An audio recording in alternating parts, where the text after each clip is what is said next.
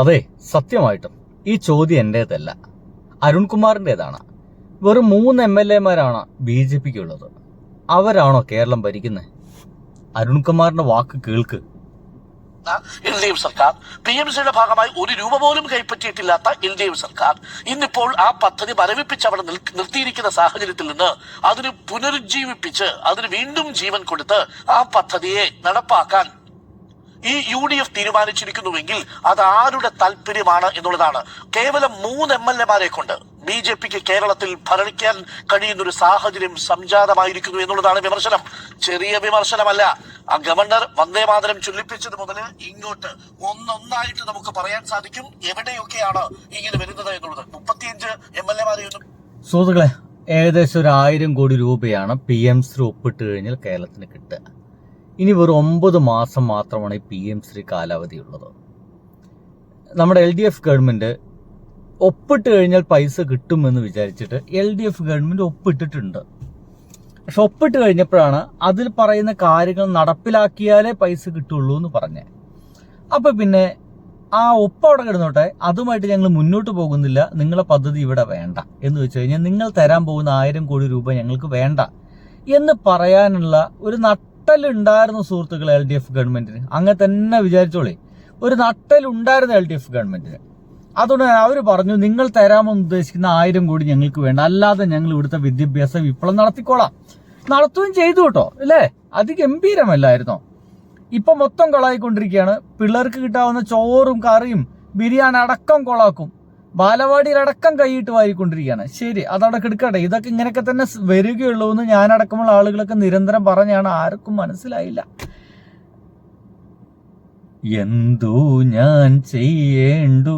ശരി, എന്താ ഇപ്പോ നടക്കുന്ന കാര്യം എന്താ വെച്ച് കഴിഞ്ഞാല്, അന്ന് PM-ശ്രീയിൽ ഒപ്പിട്ടു എന്ന് പറഞ്ഞിട്ട് ഇവിടുത്തെ ലീഗ്, കോൺഗ്രസ്സുകാര്, പ്രധാനമായിട്ട് ഇപ്പോഴത്തെ മുഖ്യമന്ത്രി എന്തൊക്കെ വിമർശനങ്ങളായിരുന്നു അതിൽ നിന്ന്. എന്തൊരു ഭീകര വിമർശനമായിരുന്നു. ലീഗിലത്തെ ഒരാൾ പറഞ്ഞത് അത് ചുരുട്ടിക്കെട്ടിയിട്ട് അറബിക്കടലിൽ എറിയുന്നതാണ്. അറബിക്കടൽ ഇപ്പോഴും അവിടെ ഉണ്ട് കേട്ടോ. ലീഗ്, നിങ്ങൾ എന്താ ചുരുട്ടി വലിച്ചെറിയാത്ത?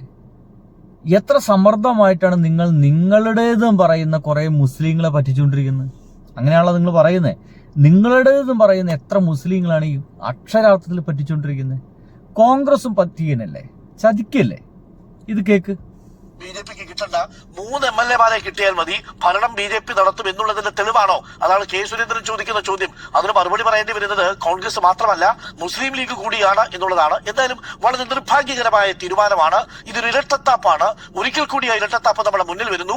പച്ചക്കള്ളം പറഞ്ഞ് അതിനെ ന്യായീകരിക്കാൻ ശ്രമിക്കുകയാണ് സർക്കാർ എന്നുള്ളതാണ് എനിക്ക്. പച്ചക്കള്ളമാണ് VD സതീശ മേനോൻ പറയുന്നതെന്നാണ് പറയുന്നത്. ആണോ? നമുക്കൊരു വീഡിയോ കൂടി കണ്ടോളൂ. കൃത്യമായിട്ട് കണ്ടോക്കണേ, നോക്കൂ. ഇപ്പോൾ PM-ശ്രീ പദ്ധതിയിൽ സംസ്ഥാന സർക്കാർ അംഗമാണ്. ഇദ്ദേഹം പറയുമ്പോൾ ശരിയാണ്, അംഗമാണ്, നമ്മളതിൽ ഒപ്പിട്ടിട്ടുണ്ട്. പക്ഷെ അതിന്റെ ഒരു നടപടിയുമായിട്ട് മുന്നോട്ട് പോയിട്ടില്ല. അതിൽ ഒപ്പിട്ട് കഴിഞ്ഞാൽ ഏറ്റവും പ്രധാനപ്പെട്ട നടപടി എന്താണ്? PM-ശ്രീ നടപ്പിലാക്കേണ്ട ഇവിടുത്തെ സ്കൂളുകളെ ലിസ്റ്റ് കൊടുക്കണം. നമ്മുടെ LDF ഗവൺമെന്റ് ആ ലിസ്റ്റ് കൊടുത്തിട്ടുണ്ടോ? കൊടുത്തിട്ടില്ല. പിന്നെ എന്തിനാണ് നടപ്പിലായി എന്ന് പറയുന്നത്? നടപ്പിലായിട്ടില്ല. അത് മരവിപ്പിച്ച് വെച്ചിരിക്കുകയാണ്. കാരണം 1000 കോടി കിട്ടണമെങ്കിൽ നമ്മൾ നമ്മുടെ ഇവിടുത്തെ വിദ്യാഭ്യാസ സമ്പ്രദായം മുഴുവൻ അവർക്ക് പണയം വെച്ച് കൊടുക്കണം, സംഖ്യകൾക്ക്. അതുകൊണ്ട് അത് വേണ്ട, ആ 1000 കോടി ഇല്ലാതെ ഞങ്ങൾ മുന്നോട്ട് പോയിക്കോളാം എന്നായിരുന്നു ഈ ഒപ്പിട്ട് കഴിഞ്ഞതിന് ശേഷം തീരുമാനിച്ചത്. ഒപ്പിട്ടത് എന്തിനാ? ഫണ്ട് ആദ്യം കിട്ടുമെന്ന് വിചാരിച്ചു. പക്ഷേ അത് കിട്ടിയില്ല, ചതിക്കപ്പെട്ടു. എന്നാ പിന്നെ ഞങ്ങൾ ആ പദ്ധതി നടപ്പിലാക്കുന്നില്ല എന്നാണ് LDF-കാര് പറഞ്ഞത്. എന്തേ അങ്ങനത്തെ ഒരു ആർജവം, അങ്ങനത്തെ ഒരു നട്ടല് കോൺഗ്രസ് ഗവൺമെന്റിന് ഉണ്ടാകുന്നില്ല എന്നതാണ് ചോദ്യം. സിമ്പിൾ അല്ലേ? കാര്യം മനസ്സിലായില്ലേ? LDF എന്തായാലും ഒപ്പിട്ടിരിക്കുന്നു, പിന്നെ നടപ്പിലാക്കുന്നില്ല എന്ന് പറഞ്ഞു. ഇതേ വർത്തമാനം ഇപ്പോഴും പറഞ്ഞാൽ പോരെ, ഒപ്പം അവിടെ കിടന്നോട്ടെ, ഞങ്ങൾ നടപ്പിലാക്കുന്നില്ല, നിങ്ങൾ 1000 കോടി വേണ്ട എന്ന് പറയാനുള്ള നട്ടലില്ലാത്തത് കേരളത്തില് 3 BJP MLA-മാരുള്ളത് കൊണ്ടാണോ എന്നാണ് ഇപ്പോൾ LDF-ഉം മറ്റും ചോദിക്കുന്നത്. ആണോ?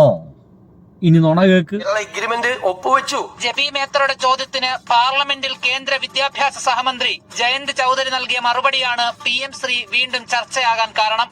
കഴിഞ്ഞ LDF സർക്കാർ PM ശ്രീ പദ്ധതിയുടെ ധാരണാപത്രം ഒപ്പുവെച്ചതല്ലാതെ സ്കൂളുകളെ തെരഞ്ഞെടുക്കുന്ന പ്രക്രിയയിൽ പങ്കെടുത്തിട്ടില്ലെന്നായിരുന്നു കേന്ദ്ര സർക്കാരിന്റെ മറുപടി. കൂടാതെ കേരളത്തിലെ പൊതുവിദ്യാലയങ്ങൾക്ക് PM ശ്രീയുടെ യാതൊരു ഫണ്ടും ലഭിച്ചില്ലെന്നും മറുപടിയിൽ പറയുന്നു. PM ശ്രീയുടെ ഫണ്ട് കിട്ടണമെങ്കിൽ കണ്ടില്ലേ, PM ശ്രീയുടെ ഒരു ഫണ്ടും കിട്ടിയിട്ടില്ല എന്നിട്ടാണ് നമ്മുടെ മുഖ്യമന്ത്രി ജനങ്ങളെ തെറ്റിദ്ധരിപ്പിക്കുന്നത്. VD സതീശനാണ് കേട്ടോ. എന്തൊരു തെറ്റിദ്ധരിപ്പിക്കലെന്നല്ല ചോദിക്കുക. എന്തിനാണ് ഇങ്ങനെ നുണ പറയുന്നത്? എന്തിനാണ് PM ശ്രീയുടെ പ്രവർത്തനങ്ങൾ ആരംഭിക്കണം. അത് ആരംഭിച്ചു എന്ന് നമ്മൾ ആരും പറഞ്ഞിട്ടില്ല, ആരംഭിച്ചിട്ടില്ല എന്നുള്ളതും വസ്തുതയാണ്. അതിന്റെ ഭാഗമായി കണ്ടില്ലേ, ആരംഭിച്ചിട്ടില്ല എന്നതും വസ്തുതയാണ്. ഇങ്ങനെ സത്യസന്ധമായിട്ട് നമ്മുടെ വിദ്യാഭ്യാസ മന്ത്രി പറയുമ്പോൾ ഇനി നമ്മുടെ VD സതീശ മേനോൻ എന്താ പറയാനുള്ളത്? PM ശ്രീയുടെ ഫണ്ട് കിട്ടണമെങ്കിൽ PM ശ്രീയുടെ പ്രവർത്തനങ്ങൾ ആരംഭിക്കണം. അത് ആരംഭിച്ചു എന്ന് നമ്മൾ ആരും പറഞ്ഞിട്ടില്ല, ആരംഭിച്ചിട്ടില്ല എന്നുള്ളതും വസ്തുതയാണ്. അതിന്റെ ഭാഗമായി പണം വാങ്ങിച്ചു കഴിഞ്ഞു. അതിന്റെ ഭാഗമായിട്ടാണ് നമ്മൾ നിൽക്കുന്നത്. PM ശ്രീയുടെ ഫണ്ട് കിട്ടണമെങ്കിൽ PM ശ്രീയുടെ പ്രവർത്തനങ്ങൾ ആരംഭിക്കണം. അത് ആരംഭിച്ചു എന്ന് നമ്മൾ ആരും പറഞ്ഞിട്ടില്ല, ആരംഭിച്ചിട്ടില്ല എന്നുള്ളതും വസ്തുതയാണ്. മനസ്സിലായില്ലേ?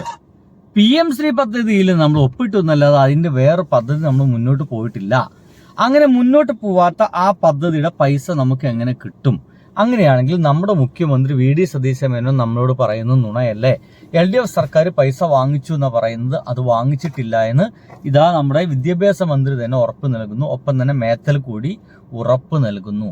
ഇങ്ങനെയൊക്കെ ഉണ്ടായിട്ടും എന്തിനാണ് നമ്മളെ ഇങ്ങനെ പരിഹസിക്കുന്ന പോലെ, നമുക്ക് ചെവിയില്ലാത്തതുപോലൊക്കെ ഇവരിങ്ങനെ നുണ പറഞ്ഞുകൊണ്ടേയിരിക്കുന്നത്? ഇനി ഇവര് നുണ പറയുന്നത് ലീഗും നുണ പറയാണ്. കേട്ടോക്കൂ.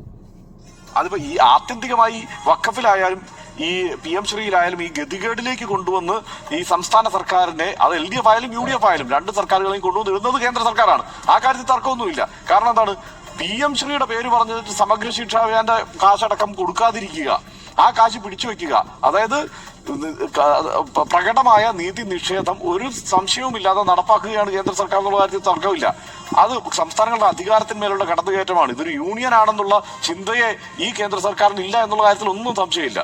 പക്ഷേ അത് അന്ന് LDF സർക്കാർ പോയി ചെയ്യുമ്പോൾ അന്ന് വിശ്വാസം എടുക്കേണ്ടതായിരുന്നു. ഇന്നിപ്പോ CPIMന്റെ നോക്കിയേ, ഇതാ കേട്ടോ, കേന്ദ്ര സർക്കാരിന്റെ PM ശ്രീ പദ്ധതിയെ നഖശിഖാന്തം എതിർത്തവരാണ് മുസ്ലിം ലീഗും കോൺഗ്രസും. മര്യാദകേടെന്നുള്ള വാക്ക് ഞാൻ പിൻവലിക്കുകയാണ്. പകരം ഇതല്ല, സത്യം പറഞ്ഞു മുന്നോട്ട് പോകാമായിരുന്നു. നുണ പറയാതെ സത്യം പറഞ്ഞു മുന്നോട്ട് പോകാമായിരുന്നു.